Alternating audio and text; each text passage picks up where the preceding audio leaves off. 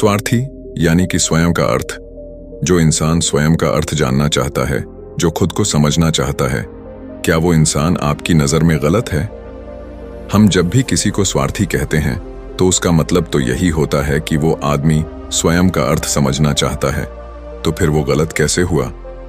स्वार्थी शब्द दुनिया की नजर में, समाज की नजर में एक अलग ही नजरिए से समझा जाता है। अक्सर हम अपने आसपास ऐसे बहुत से लोगों को देखते हैं जो स्वभाव से बहुत अच्छे प्रतीत होते हैं, यानी कि सब लोगों की मदद करते हैं, सबसे अच्छा व्यवहार रखते हैं। लेकिन इसके साथ हमने ये भी देखा होगा कि ऐसे लोग जो स्वभाव के अच्छे होते हैं, दूसरों की मदद करते हैं, वो दुखी भी ज्यादा रहते हैं। और जो लोग स्वार्थी होते हैं वो फलते फूलते चले जाते हैं। तो ऐसे में परमात्मा की सत्ता पर उंगली उठाना निश्चित है। लेकिन अगर ये सत्य है तो हमें कौन सा मार्ग अपनाना चाहिए? क्या हम भी दूसरों के जैसे बन जाएं? पता नहीं आप में से कितने लोग ये मानते हैं कि अच्छे लोग जीवन में बहुत दुखी रहते हैं, लेकिन इसके पीछे का सत्य क्या है? अगर हम इसके पीछे का सत्य नहीं जानेंगे, नहीं पहचानेंगे, तो कहीं ना कहीं हमारा अवचेतन मन भी बुराई की तरफ झुक जाएगा। इसीलिए अपने मन में ऐसे विचार पनपने से पहले इस बात की पूरी सच्चाई, पूरा निष्कर्ष निकाल लें, ताकि भविष्य में आपको अपने अच्छे होने पे पश्चाताप ना हो, दुख ना हो। आज की जो बौद्ध कहानी मैं आपको सुनाने वाला हूं, उसमें आपको 5 ऐसे तरीके पता चलेंगे जिसके माध्यम से अगर आप कर्म करते हैं तो आप अच्छे कर्म भी कर पाएंगे और दुखी भी नहीं होंगे। एक गांव में आनंद नाम का एक युवक रहता था। उसका भरा पूरा परिवार था। उसके 2 बच्चे थे, उसकी पत्नी थी, लेकिन उसके माता पिता इस दुनिया से चल बसे थे। इसीलिए पूरे परिवार की जिम्मेदारी उसी के कंधों पर थी। बच्चे अपनी पढ़ाई करते थे और उसकी पत्नी अपने घर गृहस्थी के कामों के साथ गाय, भैंस, बकरी इत्यादि का दूध बेचकर अपना घर चलती थी। और आनंद पहाड़ में पत्थर तोड़ने का काम करता था। बहुत ही मेहनत भरा काम था। पूरे दिन काम करता तो रात को थक कर घर पर वापस लौटता। लेकिन इतनी मेहनत करने के बाद भी अगर आनंद को गांव का कोई भी आदमी मदद के लिए बुलाता तो आनंद कभी भी मना नहीं करता था। उसके जीवन का एक ही सिद्धांत था, अगर मैं दूसरों की मदद करूंगा तो परमात्मा मेरा साथ देंगे, परमात्मा मेरे साथ कुछ बुरा नहीं होने देंगे। आनंद अपने इस सिद्धांत का पालन बहुत ही कड़ाई के साथ करता था। वह इस सिद्धांत पर इतना विश्वास करता था कि अगर कोई बाहर का आदमी उससे मदद मांग ले तो वो अपने घर का काम भी अधूरा छोड़कर उस आदमी की मदद करने के लिए पहुंच जाता था, जिसकी वजह से उसकी पत्नी बहुत परेशान रहती थी। वो अक्सर आनंद को समझाने की कोशिश करती थी कि सबसे पहले अपना काम करो, अपने परिवार को देखो, 2 बच्चे हैं हमारे और फिर भी तुम दूसरों के काम करने में लगे रहते हो। अरे अपने घर को तो संभालो, अपना घर संभाल नहीं रहा, दूसरों की मदद करने चले हैं। और जब ऐसी ऐसी बातें आनंद के कानों में पड़ती तो उसके हृदय में कांटा चुभने लगता था और उन दोनों में लड़ाई झगड़ा शुरू हो जाता था। अक्सर उनके लड़ाई झगड़े का यही सबसे बड़ा कारण होता था। लेकिन ना तो आनंद अपने आप को बदल पाया और ना ही उसकी पत्नी ने उसको समझाना कभी बंद किया। इसी वजह से आए दिन उनके घर में क्लेश होता रहता था। जहां तक उस गांव वालों की बात थी तो वो आनंद के स्वभाव को जानते थे और वो जानबूझकर जो काम आसान भी होता था, जो उनके सामर्थ्य में भी होता था, उस काम के लिए भी वो आनंद को बुलाते थे ताकि उन्हें कम मेहनत करनी पड़े। कहने का अर्थ ये है कि गांव वाले आनंद की इस शिष्टाचार का फायदा उठाते थे, लाभ उठाते थे और सब पीछे से उसका मजाक उड़ाते थे, उसे बेवकूफ कहते थे। ऐसे ही समय भी तरह और एक दिन आनंद की पत्नी बहुत ज्यादा बीमार पड़ गई। आनंद से जो कुछ भी सेवा हो सकती थी उसने वो सब अपनी पत्नी के लिए किया। उसने गांव के वैद्य को बुलाकर अपनी पत्नी की जांच करवाई, लेकिन ये रोग उस वैद्य की पकड़ के बाहर था। इसीलिए उस वैद्य ने कहा कि तुम अपनी पत्नी को नगर में जाकर किसी बड़े वैद्य को दिखाओ तो तुम्हारी पत्नी की जान बच सकती है। जल्द से जल्द नगर पहुंचने की व्यवस्था करो, नहीं तो तुम्हारी पत्नी के प्राण संकट में हो जाएंगे। ये सुनकर आनंद के पैरों तले जमीन फिसल गई। उसने ये नहीं सोचा था कि उसकी पत्नी के प्राण संकट में है।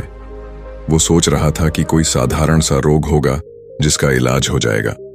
लेकिन जब उसने वैद्य की यही बात सुनी तो वो घबरा गया। अब पत्नी को नगर तक कैसे लेकर जाएं? क्योंकि उसके पास इतना धन नहीं था कि वो अपनी पत्नी के लिए एक घोड़ा गाड़ी करके उसमें अपनी पत्नी को लिटाकर नगर में ले जा सके।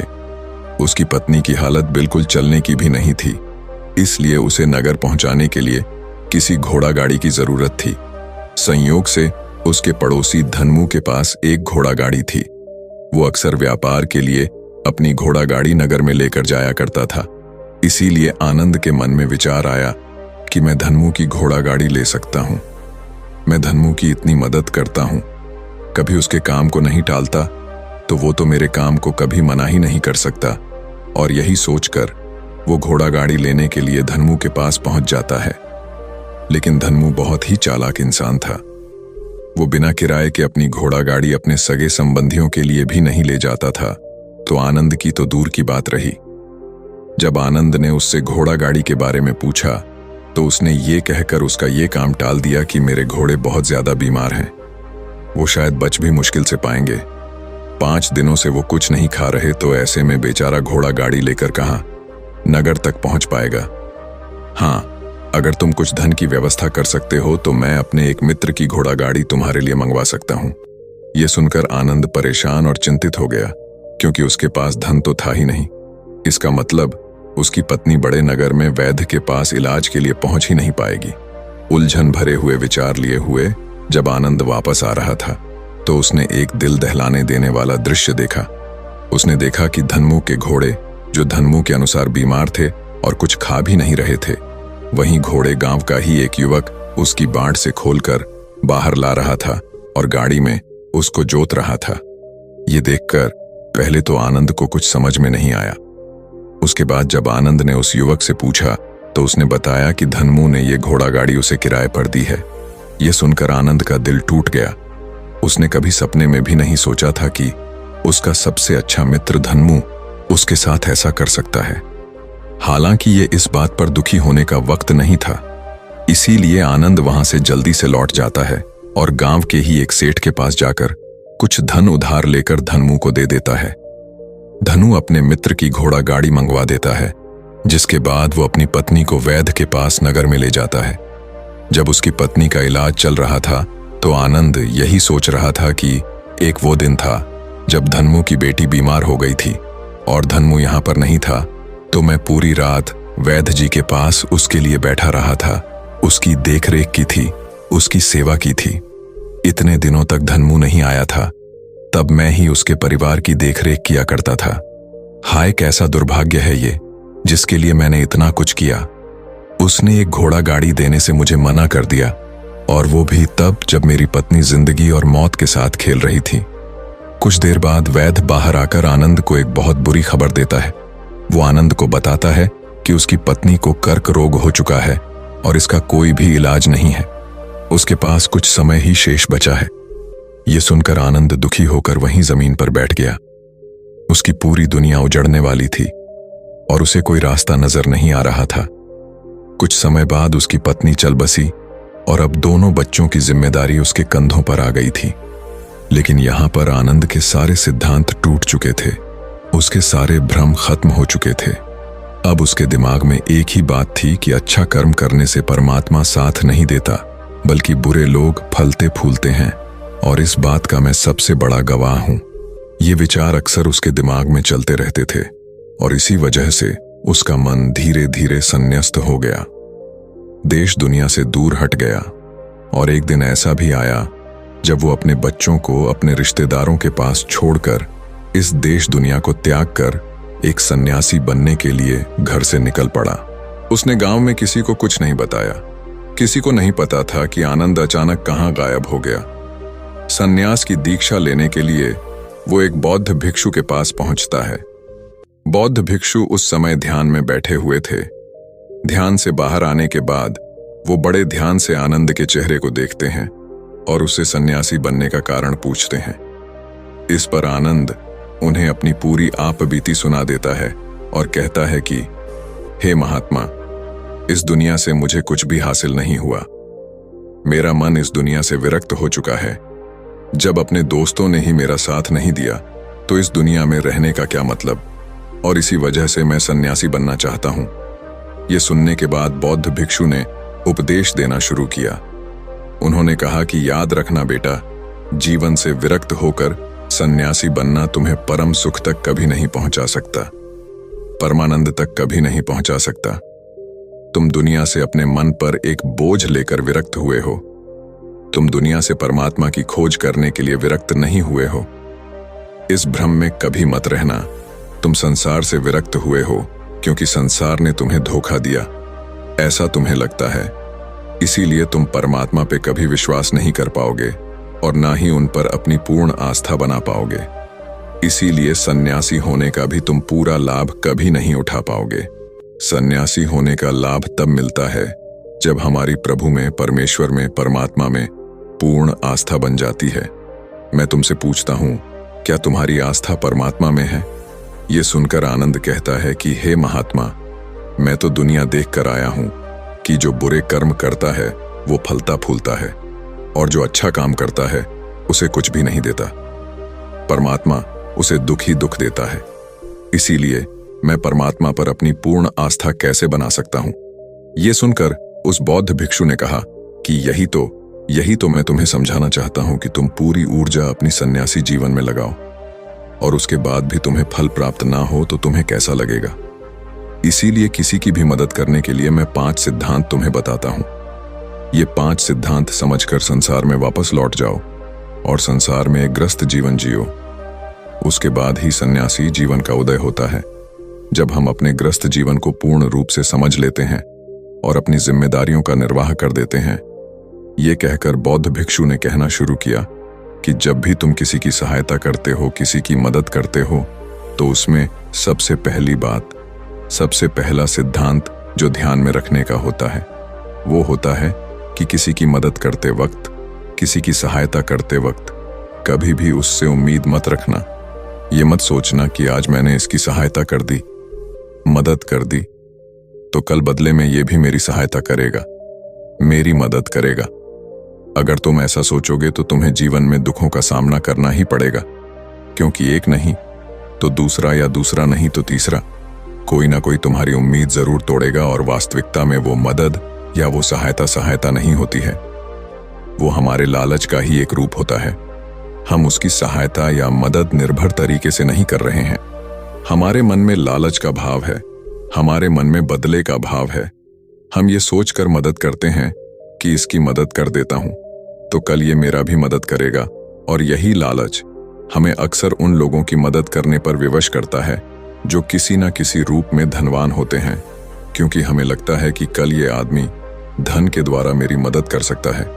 और इसीलिए जिस इंसान को वास्तविकता में मदद की आवश्यकता है, हो सकता है वो गरीब हो, लेकिन हमारा मन अपने लालच के वशीभूत होकर उसकी मदद कभी नहीं करेगा। इसीलिए किसी की मदद और किसी की सहायता करने के अपने विचार को विस्तार दो। केवल एक प्रकार के वर्ग के लिए अपनी सहायता या अपनी मदद पेश मत करना, उन सब के लिए समान होनी चाहिए। जरा सोचो, एक तरफ तुम्हारा मित्र हो जिसके पास धन है, संपदा है, और दूसरी तरह कोई गरीब औरत हो जो भूखी बैठी हुई है। तुम्हारा दोस्त तुमसे कहता है कि यार, आज तो खाने के लिए अच्छे अच्छे पकवान मंगवा लो बाजार से, और दूसरी तरफ वो औरत तुमसे 2 सूखी रोटी मांग रही है, तो तुम किसकी मदद करोगे? कौन मदद का हकदार सबसे पहले है? सबसे पहले हमारा कर्तव्य बनता है कि उस औरत की भूख मिटाए, लेकिन अक्सर इंसान ऐसे नहीं सोचता। वो अपने दोस्त को तो खिला देगा, उसको तो बाजार से बहुत महंगी वस्तु मांगा के दे देगा, लेकिन किसी गरीब को उसकी भूख मिटाने के लिए पैसा या धन नहीं देगा। दूसरी बात जो ख्याल में रखने की है वो ये कि सहायता करते वक्त हमारा लालच कभी भी उसके साथ नहीं जुड़ना चाहिए। अक्सर हम जब किसी की मदद करते हैं तो हमारा लालच और हमारा स्वार्थ ही उसके साथ जुड़ा होता है, और हम अपनी भविष्य की योजना तैयार करके उस आदमी की मदद करते हैं। हम ये सोचते हैं कि अगर मैं इसका ये काम करूंगा तो भविष्य में ये आदमी मेरा वो काम पूरा कर देगा, और वो सहायता, वो मदद बिल्कुल भी परमात्मा के द्वार को नहीं खटखटाती, क्योंकि वो लालच है। जाहिर है आप अपने आप को धोखा देने के लिए अपने लालच को एक सहायता, एक मदद का रूप दे रहे हैं। तीसरी बात जो ख्याल रखने की है वो ये कि अपने सामर्थ्य के हिसाब से दूसरे की मदद करो। कभी भी एक ग्रस्त आदमी को किसी की इतनी सहायता नहीं करनी चाहिए जिससे कि उसका परिवार और उसके बच्चे कष्ट में जीवन बिताएं। सबसे पहला फर्ज हमारा होता है अपने परिवार को सुखी रखना, उनकी जरूरतें पूरी करना और उसके बाद दूसरों की मदद करना आता है। लेकिन कुछ लोग दूसरों की मदद पहले करते हैं और अपने परिवार को तवज्जो कम देते हैं, जिससे कि परिवार में लड़ाई झगड़े आए दिन पनपते रहते हैं और ये सब हम समाज में देखते रहते हैं अपने आसपास।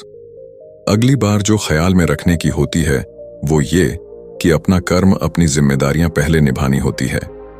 हम अपना कर्म, अपना काम छोड़कर पहले दूसरों की मदद करने के लिए चले जाते हैं और जब दूसरा बदले में हमारी मदद नहीं करता तो हमारा दिल दुखी हो जाता है। हम सोचते हैं कि मैंने तो अपना काम छोड़कर उस आदमी की मदद की थी और वो आदमी मेरी मदद ही नहीं कर रहा है। इसीलिए अपना कर्म सर्वोपरि, अपना कर्म सबसे ऊपर, क्योंकि वही काम करने के लिए इस दुनिया में हमारा जन्म हुआ है। और सबसे आखिर में जो बात समझने की है वो ये कि परमात्मा की मर्जी से ही सब कुछ होता है। हमारा कर्तव्य है अपने कर्म को करते जाना। करनी धरनी तो ऊपर वाले के हाथ में है, इसीलिए जो कुछ भी होता है सब ऊपर वाले पे छोड़ दो। अगर तुम्हें कोई धोखा भी देता है तो ये समझ के चलो कि वो सब ऊपर वाले की करनी होती है। आप ये मान के चलो कि मैं करता नहीं हूं, मैं तो एक माध्यम हूं, करवाने वाला तो वो है, उसके सामने किसकी मर्जी चली।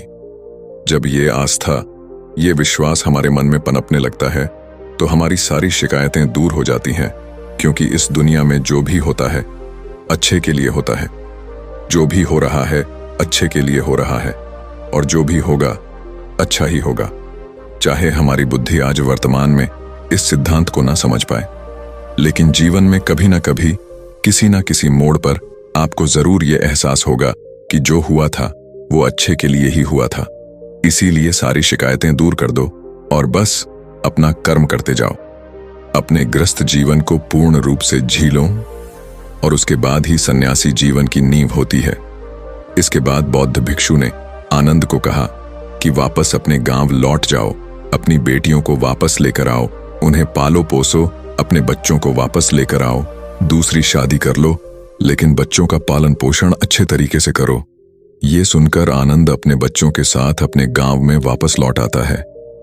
गांव में किसी को खबर नहीं थी कि आनंद कहां पर गया हुआ था और वो क्या ज्ञान लेकर वापस लौटा है। लेकिन अगले दिन सुबह सुबह गांव वालों ने आनंद के चेहरे पर एक अलग ही चमक, एक अलग ही आभा पाई। दोस्तों, मुझे पूरा यकीन है कि आपको इस वीडियो से बहुत कुछ सीखने को मिला होगा। अगर मिला होगा तो इस वीडियो को ज्यादा से ज्यादा शेयर करो। इसी तरह और भी मोटिवेशनल वीडियोस देखने के लिए आप हमारे चैनल सनातन ज्ञान 30 यूट्यूब चैनल को सब्सक्राइब करें और वीडियो लाइक करें, शेयर करें और बेल नोटिफिकेशन को ऑल पर सेलेक्ट जरूर करें। धन्यवाद। मिलते हैं किसी और प्रेरणादायक वीडियो में।